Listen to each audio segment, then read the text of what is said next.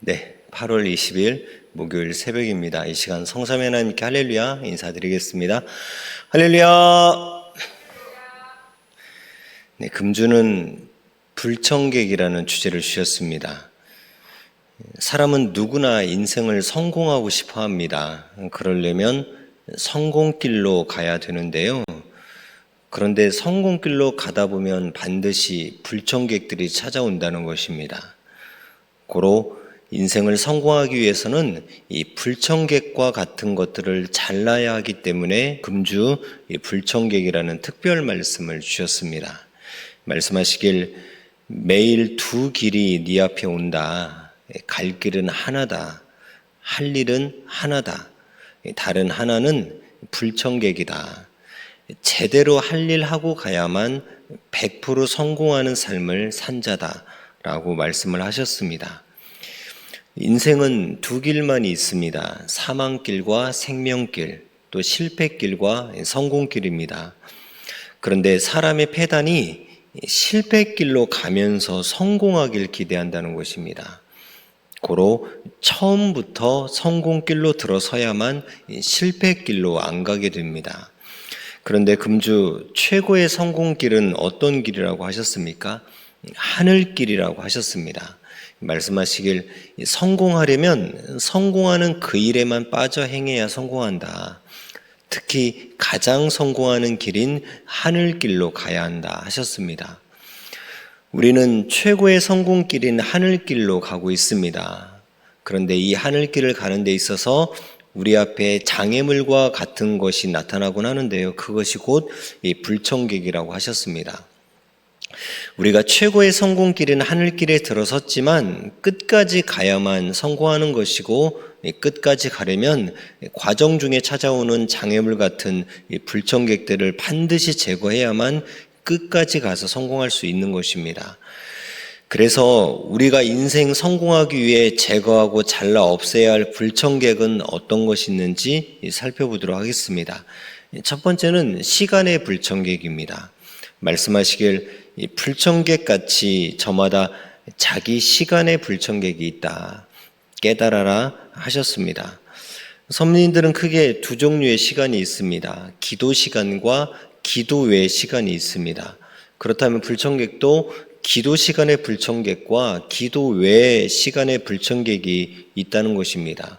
이 기도 시간의 불청객은 무엇이라고 하셨습니까? 말씀하시길 새벽 기도 시간의 불청객은 잠과 잡생각이다 하셨습니다. 이 새벽 기도 시간의 불청객인 잠과 잡생각을 잘라내야만 새벽 기도를 성공할 수가 있는데요. 어떻게 잘라낼 수 있습니까? 기도 자세를 바로 해야 잘라낼 수 있다고 하셨습니다.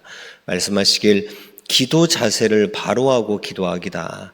기도 때 잠이나 자고 졸고하면 사탄 귀신들이 모여들어 잡생각만 생각에 넣어놓고 간다. 특히 기도 때 귀신 마귀 불청객이 많이 온다. 말로 주 이름을 불러 귀신 마귀 사탄을 물리쳐 놓고 기도하라. 그리고 기도할 때는 뇌를 똑바로 세워야 한다. 고개를 숙이거나 머리를 바닥 쪽으로 숙이면 뇌가 눌려서 바로 생각이 흐려지고 몽롱해진다. 기도할 때 엎드리면 뇌가 잠자는 자세가 되어 곧 졸음이 온다. 이는 과학적인 것이다 하셨습니다. 이 기도 시간의 불청객인 잠과 잡생각을 잘라내려면 첫째는 기도 자세를 바로 해야 된다고 하셨습니다.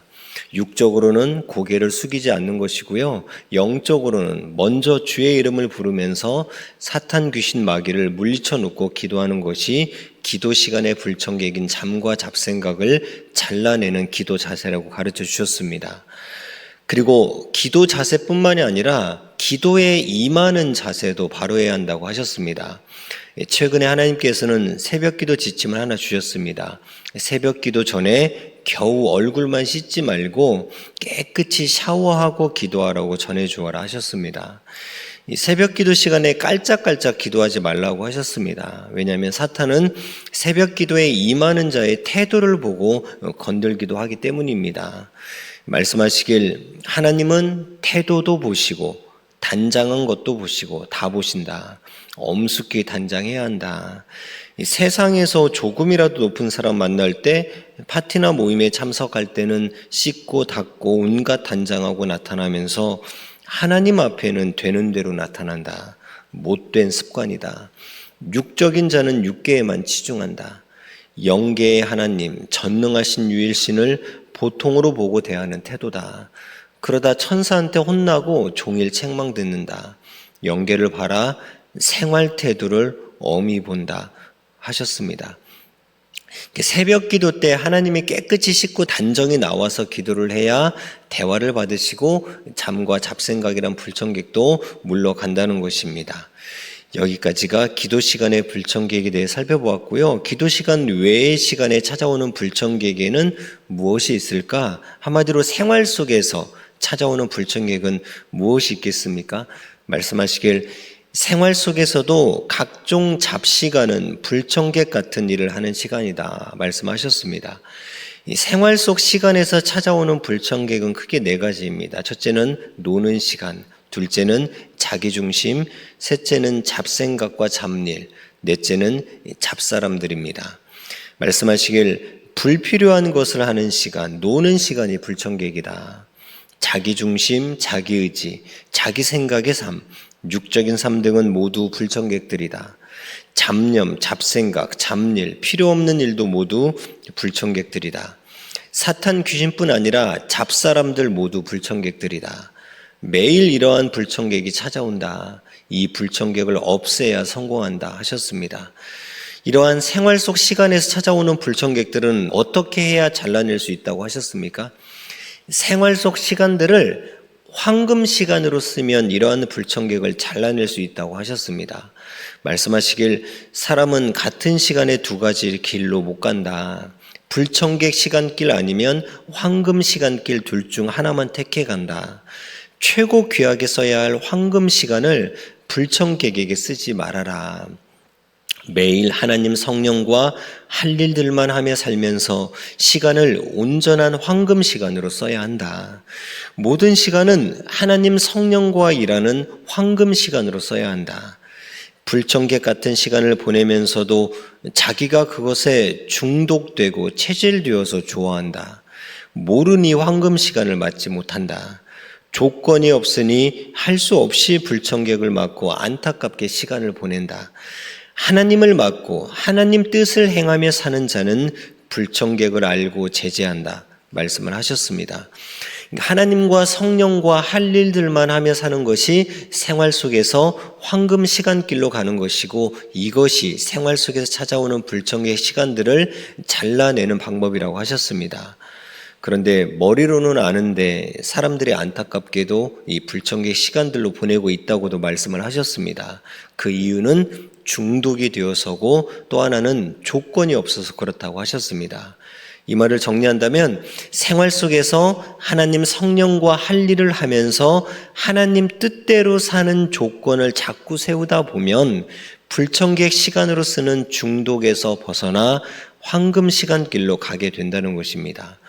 금주도 TV와 인터넷, 스마트폰을 언급하시면서 불청객 같은 것들은 보지 말고 필요한 것만 보기다라고 하셨습니다.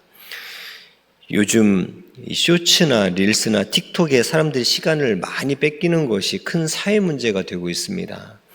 이 쇼폼에 노출이 많이 될수록 우리의 뇌는 이 팝콘 브레인이라는 현상이 생기기 시작을 합니다. 일상적인 자극인 독서나 대화, 학습에 흥미를 느끼지 못하는 현상입니다.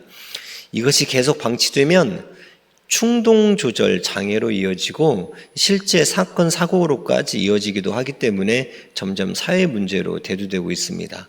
어떻게 보면 우리 2세들도 또 성민들에게도 황금 시간을 쓰는 데 있어 가장 큰 불청객 중에 하나일 수도 있습니다. 그런데 이러한 미디어 불청객을 제거하고 잘라내는 방법이 있다면 어떤 것이 있겠습니까? 말씀을 보고 듣는데 시간을 조금씩 늘려가는 것입니다. 최근 성령사연에 서민사회의 세계적인 천재를 소개해 주신 적이 있었습니다. 2세입니다.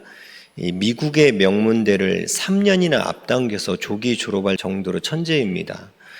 현재는 세계 곳곳에 있는 학생들이 세계 최고의 명문대에 들어가기 위해서는 이분에게 상담을 받는 위치까지 오른 천재입니다. 그런데 이분의 별명이 15분입니다. 어릴 적 공부하러 방에 들어가면 15분을 집중 못하고 나오는 그러한 학생이었습니다. 근데 SS 때 가족 모두가 외국으로 가게 되었고 거기서 딱히 할 것이 없어서 외롭고 힘들어했습니다. 그런데 우연찮게 선생님의 시집 한 권이 책상에 있어서 그 시집을 읽어 내려가면서 자신이 힘들어하는 고민의 답들을 그 시 안에서 찾게 됩니다. 그리고 마음의 위로를 받게 되고 선생님이 가까이 계신 것이 느껴지기 시작한 거예요.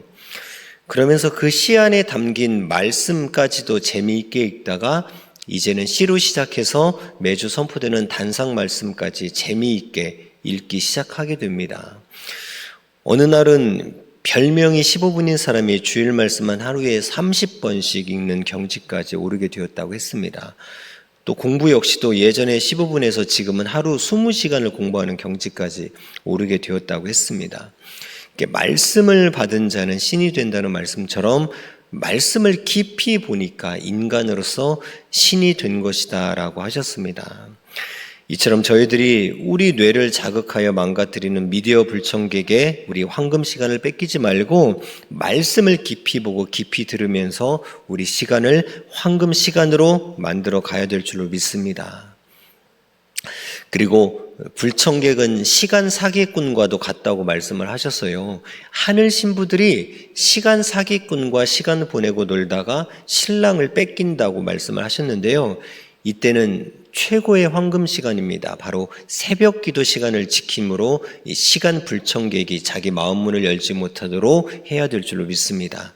정리를 한다면 생활 속에 침투하는 시간 불청객을 제거하고 물리치는 최고의 방법은 말씀과 기도입니다. 이 말씀과 기도 시간을 황금 시간으로 쓰면 시간 불청객을 제거하고 물리칠 수 있다는 것입니다.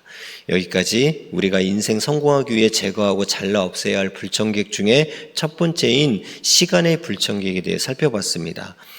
우리가 인생 성공하기 위해 제거하고 잘라 없애야 될 불청객 두 번째는 생각의 불청객입니다. 말씀하시길 자기를 합리화해서 좋게만 생각하는 것도 불청객, 실패의 생각이다. 하나님은 그릇된 것을 좋게 생각한다고 좋게 되겠느냐 말씀하셨다라고 하셨습니다. 실패의 생각들이 생각 불청객이라는 것입니다. 특히나 이러한 생각 불청객들이 언제 저희들에게 들어옵니까? 두 갈래 길에서 무엇을 분별하고 결정해야 될 때 이러한 경우들이 많습니다. 두 갈래 길에서 무엇을 분별하여 결정할 때 최고의 결정은 어떤 결정이겠습니까? 내 생각이 아닌 하나님의 생각, 하나님의 뜻대로 결정하는 것이 최고로 분별 잘해서 결정하는 것입니다. 그래서 금주 계시에 대한 말씀을 그리 많이 해주신 것입니다. 계시를 받는다는 의미 자체가 하나님 생각을 받는다는 의미입니다. 어떤 두 길이 있어 결정할 때 나의 생각에 생각 불청객이 찾아와서 틀린 결정을 하려고 할 때 그때 하나님께서는 계시를 주어서 깨닫게 해주신다는 것입니다. 옳은 결정을 하려고 할 때는 굳이 계시를 주실 필요가 없겠죠. 말씀하시길 항상 자기 앞에 두 가지 길이 있다고 했다. 한 길은 성공길이요 다른 한 길은 실패길이다.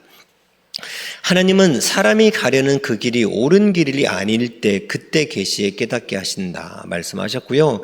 하나님께서도 당연한 것은 깨닫게 따로 계시하지 않는다. 그렇지 않다는 것만 계시한다.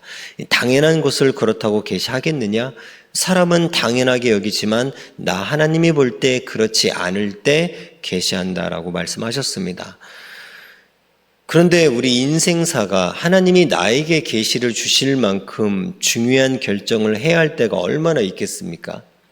하나님이 주시는 오리지널 계시는 대부분 하나님의 뜻을 이룰 때 주십니다. 그것도 사명자들 통해서 주십니다. 그럴진데 내가 결정할 일들이 얼마나 하나님 뜻을 결정할 만큼 중요한 일들이 얼마나 되겠습니까? 내가 결정할 일들은 대부분 문제 속에 답이 다 들어 있습니다. 그리고 자기 행위를 자세히 보면 분별할 수 있는 것들이 대부분입니다. 그리고 아는 것이 계시라고 하셨기 때문에 그 문제에 대해 연구하여 파고들면 대부분 분별해서 알게 됩니다. 주식을 사고 파는 것도 계시받아서 결정하려 하지 말고 주식을 연구하고 아는 것이 더 빨리 분별 잘하는 길입니다. 그럼에도 굳이 계시를 받아야 할 상황이라면 순리와 이치대로 법칙대로 분별하라는 것입니다. 순리와 이치가 무엇이겠습니까? 앞에서 말씀한 대로 당연하지 않은 쪽으로 결정하는 것이 순리와 이치대로 분별하는 것입니다. 금주에 예를 들어 주셨어요. 무엇을 해야 하나 하지 말아야 하나 기로에 서 있을 때 흐르는 물을 봤다고 하면 사람들은 보통 물은 유유히 흘러가는 것이라고 생각을 하니까 물같이 흘러가듯 그것을 진행하는 쪽으로 생각을 합니다. 그런데 그것이 생각불청객이라는 것입니다.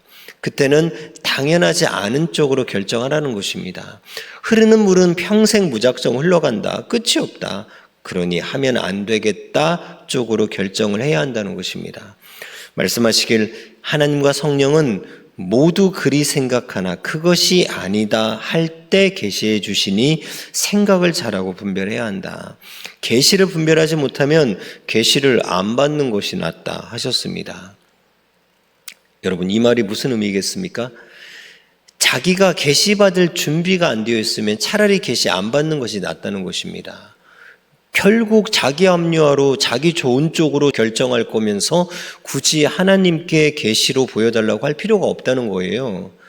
여기서 자기 좋은 쪽으로 생각하는 것이 생각불청객인 것입니다. 자기 생각불청객과 계시는 서로 충돌하게 되어 있기 때문에 계시를 제대로 받고 싶다면 먼저는 자기 생각의 불청객을 모두 잘라낸 다음에 계시를 보여달라고 하는 것이 맞다는 겁니다. 근데 이게 쉽겠습니까? 그러니 계시를 푸는 것이 어렵다는 것입니다. 그래서 계시 분별 못하면 계시 안 받는 것이 낫다라고 말씀을 하신 것입니다. 계시 잘못 풀면 나도 망하고 자자손손까지 망하는 문이 열릴 수 있으니까 얼마나 신중해야 되겠습니까? 이런 케이스를 금주 말씀해 주셨습니다. 생각 불청객이 찾아와 자기 좋은 쪽으로 생각해서 실패한 예를 들어주셨습니다. 말씀하시길 기성은 자기가 좋은 쪽으로만 성경을 풀었다. 표적 쪽, 신비주의 쪽으로만 성경을 풀었다. 그들은 지금도 육이 살았다. 육이 온다 한다. 기성은 처음부터 성경을 잘못 풀었다. 처음에 잘못 푼 것을 자손들이 그대로 믿고 지켜왔다. 처음 잘못된 길로 들어가면 나중 끝까지 그 길로 간다 하셨습니다. 가장 큰 계시는 뭐겠습니까? 성경입니다. 근데 그 성경 계시를 처음부터 잘못 풀어서 기성은 후손들까지도 잘못된 길로 가게 되었다는 것입니다. 반면에 섭리는 어떻습니까? 사명자가 처음부터 성경 계시를 제대로 풀었으니 섭리는 1000년 동안 후손들까지 하나님 뜻을 이루며 혼인잔치 역사로 간다는 것입니다. 말씀하시길 선생은 역사 처음부터 예수님의 육은 돌아가셨고 영이 승천하셨다. 고로 영이 재림하신다 했다. 그대로 됐다. 섭리사만 처음부터 성경을 바로 풀었다. 오직 섭리사만 성경을 온전하게 풀어 온전한 진리로 온전하게 1000년 역사를 펴며간다. 오직 섭리사만 사명자와 함께 하나님 성령 성자와 예수님의 영을 맡고 간다. 1000년 동안 역사가 간다. 이 진리는 영원하다 말씀하셨습니다. 너무나 웅장한 말씀 아닙니까? 이 말씀 듣고 있노라면 내가 섭리사에 있다는 것이 가슴 벅차오르지 않습니까? 그렇다면 저희들이 어떻게 해야 되겠습니까? 방한퉁수처럼 가만히 있으면 안 된다는 거예요. 주는 믿어준 만큼만, 증거한 만큼만 나타나 역사한다 하셨습니다. 그럴진데 저희들이 지금 이때 모두 분연히 일어나서 세상과 기성 앞에 역사와 주를 증거해야 된다는 것입니다. 그래서 금주 하나님은 말씀하시길 너희는 모두 온전히 알았으니 전해 주어라. 너희가 이해한 대로 너희도 이해를 시켜주어라. 그대로 두면 그대로 그 길로 계속 뒹굴어 간다. 그들은 정신이 없어 모른다. 잡아줘야 더 이상 안 굴러가고 끝난다라고 말씀을 하신 것입니다. 증거만이 사망길에서 생명길로, 또 기성길에서 섭리길로 나올 수 있게 하는 유일한 방법입니다. 우리만이 할 수 있는 특권이 바로 증거입니다. 고로 증거해야 된다는 것입니다. 증거해야 역사가 부흥되고, 증거해야 표적이 일어나고, 증거해야 축복을 받는 것입니다. 무엇을 증거해야 되겠습니까? 하나님께서 사명자 통해 하신 일을 증거하는 것입니다. 하나님께서 말세에 행하신 것들을 사명자가 증거를 하니까 여러분 어떻게 됐습니까? 밀물이 멈추는 표적이 일어났습니다. 그리고 거기 밀물 멈춘 것을 기념해서 기념관이 지어지지 않았습니까? 그 말레이시아의 그곳에 이처럼 증거하면 표적이 일어나고 축복을 주신다는 것입니다. 여러분 월명동도 보세요. 하나님이 사명자 통해 행하신 최고의 일이 월명동입니다. 이걸 선생님께서는 자꾸 증거하시니까 하나님께서 축복을 주셔서 자꾸 많은 선물들이 월명동에 들어오지 않습니까? 그리고 증거가 얼마나 크고 귀한지 증거하면 하나님께서는 심판도 돌리신다고 하셨습니다. 요나가 고래 뱃속에서 사흘 동안 살아남아서 니느웨 성으로 가서 하나님을 증거하면서 회개를 촉구해서 니느웨의 심판을 막고 살리는 역사가 일어났습니다. 근데 예수님 역시도 요나의 표적밖에 보여줄 것이 없다고 하셨습니다. 십자가에 돌아가시고 사흘 만에 다시 영으로 나타나 40일간 영으로 증거하면서 살리어서 하나님이 시대 심판을 안 하게 하셨다라고 하셨습니다. 이같이 증거가 귀하다 하셨어요. 그러니 증거하면 사망으로 갈 자가 또 심판받을 자가 그 운명까지 바뀌게 되니 증거해야 한다는 것입니다. 여러분 보세요. 섭리 나간 자들에 대해서도 그들이 왜 섭리를 나갔는가 그걸 우리가 증거해야 나간 자들 말 듣고 섭리 나갈 운명인 자들이 삼위와 주를 오해하지 않고 안 나간다 하셨어요. 나간 자들이 왜 나갔습니까? 그렇게도 주인이 암탉이 병아리 품듯이 잘해주고 또 잘해줬어도 악평자 유혹을 받고 나간 것이고 이성 문제로 나간 것입니다. 이거 자꾸 증거해 줘야 제대로 알고 섭리 떠나가지 않는다는 것입니다. 하나님은 말씀하시기를 증거 안 하면 자꾸 믿고 떠나간다. 증거 안 하면 그는 근본으로 나 하나님과 선생에게 속한 자가 되지 못한다. 제대로 모르는 자이기 때문이다라고 하셨습니다. 저와 여러분 모두가 진리의 말씀 위에 굳건히 서서 불청객 같은 악평과 나간 자들을 잘라내고 모두 온전한 길로만 가기를 주의 이름으로 축원하는 바입니다. 이제 수요 말씀의 정리한 잠언 전하고 마치겠습니다. 수요 말씀의 주제로는 그 시대에 해당하는 최고 삶이다. 좋은 습관은 성공하게 한다라는 주제를 주셨습니다. 첫 번째 잠언입니다. 성령님이 그 시대에 해당하는 삶을 생명시하며 살아야 하나님도 너도 최고 목적을 이룬다 말씀하셨다. 지금은 신약에서 약속한 하나님의 최고 창조 목적을 이루는 때다. 고로 이 시대에 온 자들은 하나님 사랑의 대상으로서 하나님을 중심한 그 삶을 최고로 살아야 한다. 이것을 못하면 하나님의 최고 때에 살아도 최고의 목적을 못 이룬 자가 된다. 저마다 새 시대에 왔어도 제대로 하지 못하고 살면 못한 대로 끝난다. 실제로 못하는 자는 떠나기도 했다. 하나님이 말씀하시길 나 하나님의 시대가 왔다. 이는 선물이다. 고로 시대에 오나 안 오나 시대 기본의 축복을 준다. 그러나 고통도 있다. 시대 십자가를 져야만 이룰 뜻은 시대 십자가를 지고 행해야만 그 뜻에 따른 축복을 준다 하셨다. 지금은 기도의 때다. 그런데 기도하여도 통하지 않으면 문 앞에서 하나님과 만나지 못하고 가는 자와 같다. 기도만 하지 말고 꼭 하나님 성령 성자주와 통해야 한다. 기도의 응답은 통하는 것이다.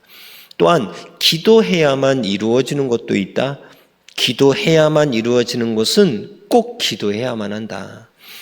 자기를 위한 기도는 절대적으로 꼭 해야 한다. 가장 잘 이루어 주신다. 자기 주관권의 기도다. 아멘. 네, 모든 잠언 마쳤습니다.